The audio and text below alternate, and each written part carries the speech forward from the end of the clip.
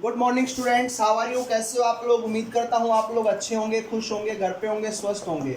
सो आज का जो हमारा टॉपिक है that is the limitation of pH scale की हम बात कर रहे हैं। तो पीएच स्केल की लिमिटेशन क्या है बेटा? सबसे इंपॉर्टेंट बात ये हमारे को पीएच जो स्केल है, ये पीएच स्केल हम लोगों को एग्जैक्ट रिलेटिव स्ट्रेंथ, एग्जैक्ट समझ में आप लोगों को एग्जैक्ट रिलेटिव स्ट्रेंथ के बारे में नहीं बता पाया। Exact relative strength of acids के बारे में हम लोगों को हम लोगों को नहीं बता पाया। क्लियर है? जैसे मैं समझाता हूँ, मेरे पास 4 इंटू 10⁻⁻5 नॉर्मल एक HCl का सॉल्यूशन।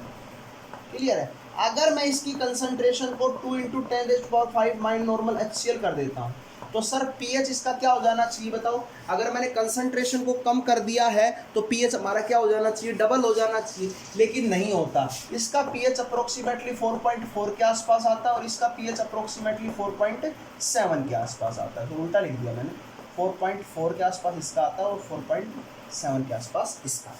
क्लियर आप लोगों को? तो इस प्रकार से आप लोगों ने देखा तो ज़्यादा जो स्ट्रेंथ थी वो आप लोगों की नहीं हो पाई यहाँ पर, है ना। तो जब आप लोगों को अगर कंसंट्रेशन को मैं आधा कर रहा हूँ तो पीएच हमारा डबल हो जाना चाहिए, लेकिन पीएच हमारा क्या होता है? डबल नहीं हो पाता, ओनली इतना ही चेंजमेंट हो पाता है। इस वजह से हम कह सकते हैं कि ये हमारे को एग्जैक्ट रिलेशन नहीं बता पाया।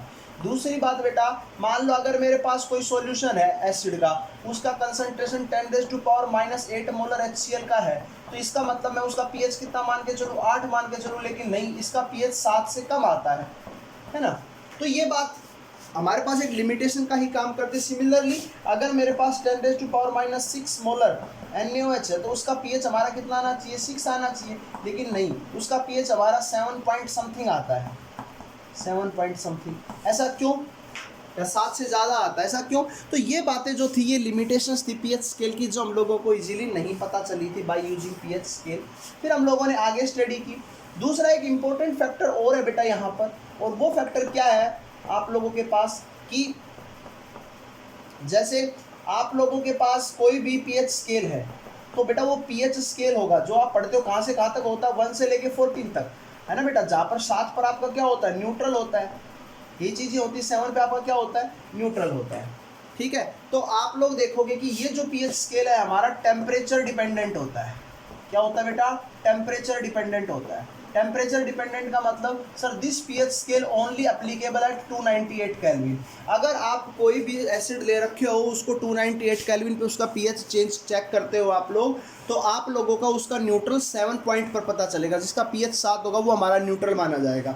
लेकिन अगर मैं टेम्परेचर को बेटा यहाँ पर एट 273 केल्विन मान लूँ, है ना, एट 273 केल्विन मान लेता हूँ, तो उस समय हमारा जो KW की वैल्यू होती है बेटा वो 10⁻⁻15 हो जाती है। मतलब पीएच स्केल हमारा सर 1 से लेके कहाँ तक वर्क करेगा? 15 पर, और हमारा जो न्यूट्रल होगा वो कहाँ पर होगा? 7.5 पर। तो इसका मतलब देखो 298 केल्विन पर 1 से 14 तक पीएच स्केल था। अब हमारा एट 273 केल्विन पर 1 से लेके 15 तक पीएच स्केल है। और तो और मैं आप लोगों को बताऊँ, एट 333 केल्विन, 333 केल्विन टेम्परेचर आपका 60 डिग्री सेल्सियस टेम्परेचर के आसपास पीएच स्केल आप लोगों का 1 से लेकर 13 तक ही होता है। तो मेरी बात कहने का मतलब ये हुआ कि सर जैसे जैसे आप लोग टेम्परेचर को बढ़ाओगे पीएच स्केल आपका छोटा होता जाएगा, स्मॉल होता जाएगा, है ना। जो छोटा होने का रीज़न आप लोगों को पता है सर, H पॉजिटिव आयन की कंसंट्रेशन यहाँ पर क्या होगी? उतनी ही चेंज वेरी करती रहेगी टेम्परेचर के साथ। दूसरा, आप लोगों का टेम्परेचर जितना ज़्यादा आप कम करोगे पीएच स्केल उतना ही बड़ा होता जाएगा। क्लियर आप लोगों को? तो ये छोटी छोटी बातें थी जो मैंने आप लोगों के साथ शेयर की। अभी कुछ आप लोगों के पास क्या है, एक न्यूमेरिकल करवा देता हूँ आप लोगों को। बेटा मेरे पास क्या है? कंसंट्रेशन ऑफ H3O पॉजिटिव आपको फाइंड आउट करना है और कंसंट्रेशन ऑफ OH नेगेटिव आपको फाइंड आउट करना है। कैसे करोगे? एक तो मेरे पास है बेटा 0.02 नॉर्मल HCl का सॉल्यूशन है, तो सर मोलरिटी भी इसकी कितनी होगी बेटा बताओ? 0.02 नॉर्मल होगी, मोलर होगी। तो आपको पता है KW जो बराबर होता है वो किसके बराबर होता है? Concentration of H positive into concentration of OH negative की, जहाँ पर KW की वैल्यू होती है 10⁻⁻14। तो कंसंट्रेशन ऑफ H पॉजिटिव आप लोगों को पता है कि आप कंसंट्रेशन ऑफ OH नेगेटिव नहीं निकाल सकते? बिल्कुल निकाल सकते हैं। 10⁻⁻14 इंटू 2 इंटू 10⁻²। सोल्व कर लो इसको। सिमिलरली एक दूसरा क्वेश्चन है मेरे पास बेटा 0.005 नॉर्मल का HCl का सॉल्यूशन है, सॉरी नॉट HCl, NaOH का सॉल्यूशन है। तो आप लोगों को इसकी कंसंट्रेशन पता है 5 इंटू 10⁻³ मोलर आ जाएगा, क्योंकि OH नेगेटिव आयन एक ही है। आपको पता है normality is equal to alpha into किसके बराबर होगी, मोलरिटी के बराबर होगी, जहाँ पर अल्फा आपकी एसिडिटी या बेसिक करेक्टर को बताता है। तो आपको वही पता है Kw की वैल्यू कितनी होती है बेटा, आपको पता है 10⁻⁻14 बता चुका हूँ पहले ही। अब तो आपका Kw कंसंट्रेशन ऑफ किसकी कर दो बेटा, OH नेगेटिव की, तो आप क्या कंसंट्रेशन ऑफ H पॉजिटिव निकाल सकते हैं, बिल्कुल निकाल सकते हो। 10⁻⁻14 5 इंटू 10⁻⁻ कितना हो जाएगा बेटा, -3। सॉल्व कर लो, ये आपके पास कंसंट्रेशन ऑफ H पॉजिटिव आ जाएगा।